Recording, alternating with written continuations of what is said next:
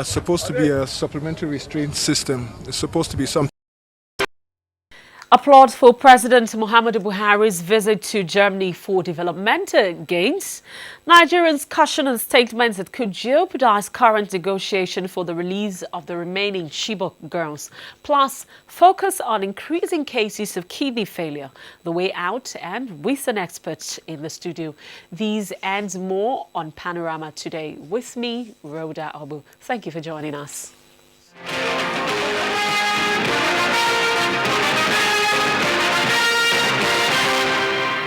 Now let's begin with the recent visit of the president to Germany, as the recent diplomatic shuttle of President Muhammadu Buhari to the Republic of Germany has been described as fulfilling and highly beneficial to Nigeria. Addressing newsmen on the outcome of the visit, Imo State Governor, who was part of the president's delegation to Berlin, appealed to Nigerians to exhibit a high sense of understanding, patriotism, and to support the nation's rebuilding process. State House correspondent Adamu Sambo reports.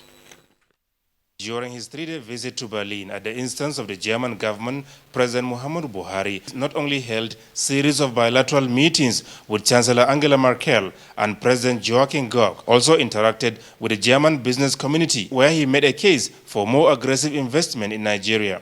The discussions essentially focused on ways and means of assisting Nigeria in addressing the fundamental issues of economy, corruption, security, and humanitarian.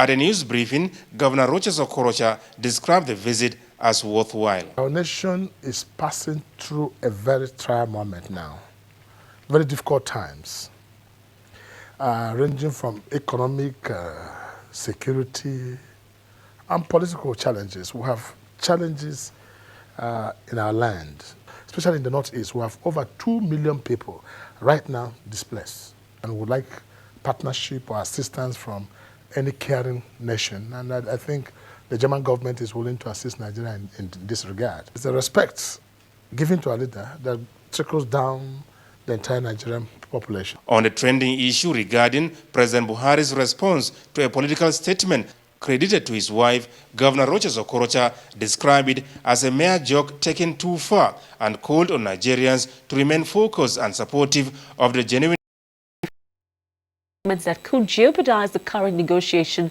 for the release of the remaining Chibok girls. Was speaking at a special church service in honor of the released Chibok girls in Abuja. Anthony Forsing reports. Describing the release of the Chibok girls as keeping to promise, Information and Culture Minister Lai Mohammed restated the federal government's determination not to foreclose the issue of Boko Haram until the rest of the Chibok girls and others in captivity regain their freedom. And I want to seize the opportunity again to once again reassure the world that the girls were released. It was not a swap, and the government did not pay 1 penny. And this is just the beginning. And we are very optimistic that inshallah, very soon, another batch bigger than this will be released to us. The church service, which is in honor of the released girls, was characterized by special prayer sessions for the girls to overcome their plight and move on with life, with a special call on the federal government to put in place all that will support the girls to resume normal life after their ordeal. In Abuja, Anthony Forson, NTA News. Now, religious leaders have emphasized that the development of any country lies on the productivity and creativity of its citizens, and called on Nigerians to maintain strong ethical principle as a prerequisite for lasting social economic change. Tessie Justin Bisong reports on the messages delivered at Sunday worship. Describing the church as a citadel of spiritual knowledge with the responsibility of governing the country towards achievable and sustainable growth, the Archbishop of Dominion Chapel International, Bishop John Praise Daniel, maintained that economic pursuits and politics without a moral base will lead to a total collapse of the Nigerian nation. expressing concern on the current economic recession in the country, as well as the recurrent security instability rising from terrorism, kidnapping, and corruption. Bishop John Praise charged Christians to remain steadfast in prayers and faith, anticipating a major overhaul of the country's economy and policies. In the midst of hopelessness in our nation, the church is there to speak faith and hope to its people. You see, if everybody in the church begins to discover what they were born to do and to focus on it, they will excel. In a similar message, Reverend Father Martin Unadike of the Nnewi Diocese, in a Thanksgiving sermon at the St. Martin's Catholic Church, Mabushi, reiterated the need to give thanks to God in all circumstances, as it is in the teaching of Jesus Christ. Drawing his sermon from Luke chapter 12, verse 39 to 48, Reverend Father Martin challenged Nigerians to believe in God and in the leadership of the country to drive the desired change. If we are trying to begin to see ourselves as one people by the same God, we have been brought together by God. He has prepared for us our blessings. It will definitely come around. The service featured praise, ministrations, and prayers for Nigeria. Tessie Justin Bisong, NTA News. Now, religious leaders have emphasized the need for... All right, I'll take that again. The interest groups in the education sector have advocated increased development in teacher training as a way of improving standards. The call came on the heels of a need to monitor and evaluate academic curriculum at the National Teachers Institute studies across the country. Bem Adam has details. The Nigerian Certificate in Education by Distance Learning System was introduced in 1990 to provide on-the-job training for teachers and to solve the problem of staff having to leave the classroom for further training, all aimed at addressing existing shortfalls in teacher supply. Years down the line, the system is faced with the challenge of producing quality and adequate number of teachers to meet required academic standards and the ever-growing student enrollment, a situation the Executive Secretary, National Commission for Colleges of Education, Professor Bappa Aliu Mamadou said must be tackled headlong. They don't have centers of their own built by them and provided by them for the system. I'm calling on all the states, Ministry of Education, to help NTI in putting these centers in order. We go direct to the people in their places of work and provide them with education while they still are on their job. The National Commission for Colleges of Education is saddled with the task of ensuring that teacher supply for basic level of education should be nothing short of the best quality. Hence, the campaign for quality teacher education across the country. In Kaduna, Benny Adams, NTA News. Now, 1% of breast cancer cases occur amongst men in Nigeria, though leading cancer amongst women is breast cancer, followed by cervical cancer. This was disclosed during the 2016 night of St. Malumba's Health Week at the Holy Trinity Catholic Church in Abuja. Lydia Bassi reports that the theme is early detection of disease saves lives. The Order of the Knights of St. Malumba was formed to help the poor and the needy. Knights of St. Malumba organizes Health Week annually to increase awareness on preventive screening of cancer and other chronic diseases to prevent their complications and save lives among Nigerians. A consultant gynecologist, Dr. Simon Tapshak, said there were 27,304 cases of breast cancer and 14,089 cervical cases in Nigeria as at 2012 statistics. He added that the cause of cancer is not known, only risk factors. Cancers generally can affect every part of the body, from the crown of the head down to the sole of the feet, so there is no system that is spared. However, there are some parts of the bodies that are more prone. So we're also screening for breast cancer, we are screening for cervical cancer. And for the men, cancer of the prostate is another big problem for the men. Breast, cervical, and prostate cancers account for 75% of cancer cases in Nigeria. With the recent increase of cancer cases worldwide, Nigerians are advised to undergo regular medical screening for early detection of health challenges to save lives. Lydia Bassi, NTA News. Now to our focus or discussion on Panorama today. Every year, kidney disease known as nephropathy or renal disease kills more people than breast or prostate cancer. The kidney is one of the important organs of a human being. It is expected that every 30 minutes, one kidney filters all the blood in the body, removing the waste and excess fluid. Once the kidney fails, dialysis or kidney transplant is required, which is quite expensive. The ailment is the 9th leading cause of death in places like the United States. Interestingly, early detection and treatment can slow or prevent the progression of kidney disease that is fast in the increase. And now I'm being joined in the studio by Dr. Emmanuel Ayangwe Ngasa. He's a free cancer general surgeon, emergency doctor. He's based in Germany. He's here in Nigeria to help increase the awareness in kidney disease prevention and management. Dr. Ngasa, thank you for coming on Panorama. Thank you very much.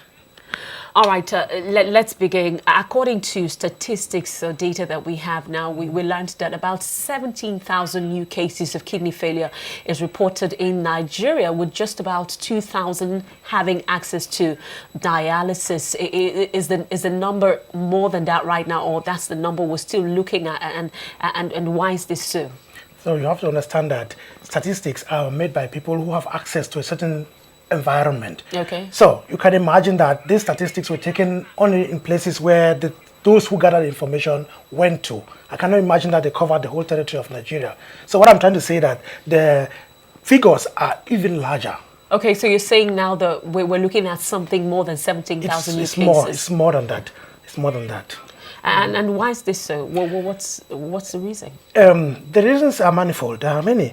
You know, we have a lot of problems here in Nigeria, okay, in Cameroon, and in many African countries, because we live a life which is not really targeted at preventing medicine. Okay. If you go to a general hospital, for example, look at the emergency wards, you'll see that almost 90% of the patients are sick. They are coming for cure. They are going for curative case. But we need prevention, meaning that we need people who go for regular medical checkups. Why? Because we have a lot of infections. They end up causing these kidney diseases. Okay. HIV, which is rampant in Africa, it ends up causing kidney disease. Diabetes, which is on the uprising, it ends up causing kidney disease. Hypertension ends up causing kidney disease. Okay. Dehydration, drinking water, that's something that people don't do. It's not, we're not used to. We prefer to drink either alcohol or to drink beverages instead of drinking clean water. And that is one of the reasons why kidney diseases are so rampant in our society.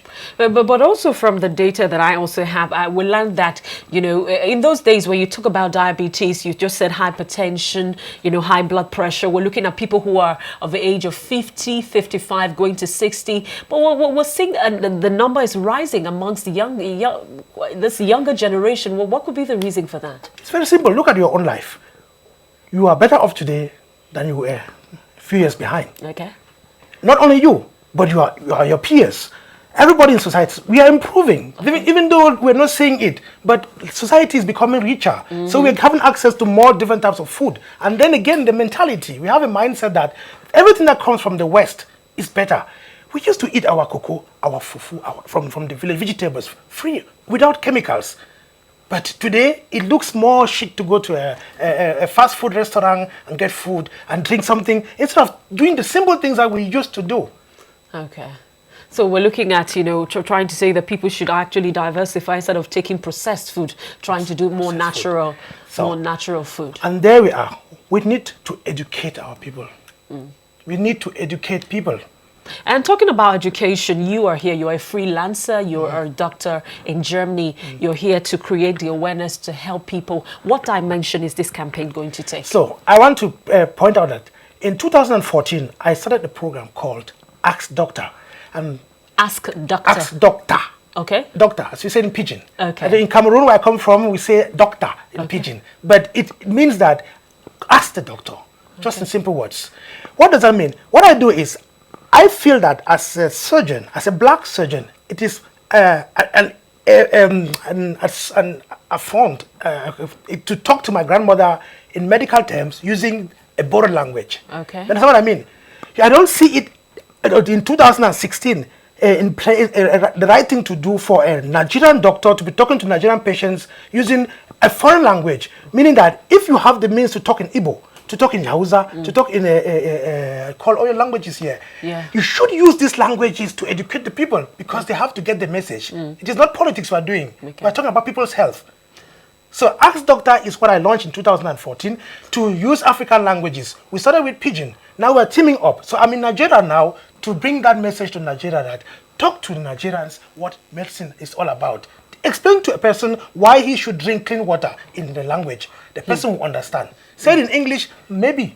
You know what the Ebola crisis, the failure at the beginning in the 3 other countries was that you have a country like Liberia, 40% literacy. What is your final words to every Nigerian that is listening? Because it seems the kidney failure is actually on the rise right now. What can we do to prevent it? So the first thing I want to mention is there's a program in Cameroon. I'm just saying Cameroon because Cameroon and Nigeria. Cameroon is just a small in population, is just 23 million people. The capital of the population of Lagos alone is 27 million, which is by far more of Cameroon. But Cameroon has a program which on kidney diseases, which I feel that Nigerians should emulate. Meaning that there are dialysis centers all over the country which are being subvented by the government. Even though the people still have to pay for it, but the money that they pay, they're paying just 5%. But I think that with my expertise, I have an NGO which I launched in 2015 with a co-launch. It's called the Atanga Kidney Foundation. We've been working with the ministry in Cameroon. I want to join the Nigerians to tell them that you can educate people, Ask Doctor, and then you can also provide dialysis at subsidized rates, but also to educate the workers, those who work in dialysis centers. It's very important. Those nurses who are there, they need that financial, that support, because they are really the ones on the forefront. Thank you very much. We don't have enough nephrologists everywhere. Thank you. But we have nurses. Those are the people to support. Well, I wish we had more time to talk to you, because this is a very, very serious health issue that a lot of people are dealing with. I want to say thank you very much for coming on Panorama. To let people to know, you can contact us on the www.ask-doctor.com. Okay. Doctor with T-A. T-A, doctor. That's D-O-C-T-A. All right. Thank you. Ask-doctor.com. All right. Thank you very much, Dr. Emmanuel Nwangwe Ngasa.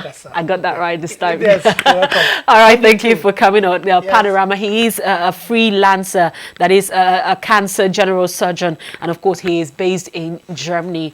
Well, right now, we'll also take a break. And when we come back, Panorama will continue in just a moment. Stay with us. The struggle for independence had been a long and tough one. Our founding fathers and compatriots sacrificed their comfort and even shed their blood. We cannot at this point in history afford to spirit away their sacrifices for immediate but temporary gains of today. Let us emphasize what unites and not what divides us. Working for the unity of purpose with a stronger vision for a better tomorrow. NTA, growing with the nation. Together, no matter where you come from, no matter your religion, we are one. Let's live together. Let's stop fighting each other. Let us live as one. It doesn't matter where you come from, your tribe or religion, man, woman or child. It doesn't matter who you are. Put Nigeria first. No matter where you come from, no matter your religion, we are one. Let's live together. How can we develop when we're always in crisis? Families have become refugees in their country. No matter our differences, show some understanding. No matter where you come from, no matter your religion, we are one. Let's live together. Nigeria, the only country we can train with remarkable potentials to excel. There are over 1 billion cubic meters of water in this dam located in Tiga, Bebeji local government area of Kano State. Part of the water will be used for hydroelectric power generation, a project being executed by Kano State government. The manner the contractor handling the power project posed a threat to the embankment of the dam. For instance, a dynamite was used to create water channel, which the federal government says is unacceptable. We stopped the blasting. We reduced the the power generation capacity because it was over-assumed.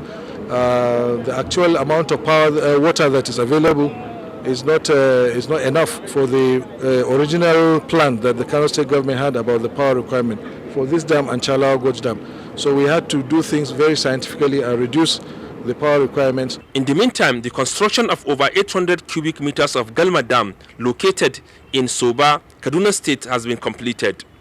The facility is to provide water to over 20 hectares of irrigable land and feed Zaria water treatment plant. The federal government has also commenced the graduate empowerment training in agriculture in Kano State. The beneficiaries will be trained in crop cultivation, processing and fisheries. In Kano, Musa Baba Aliyu, NTA News.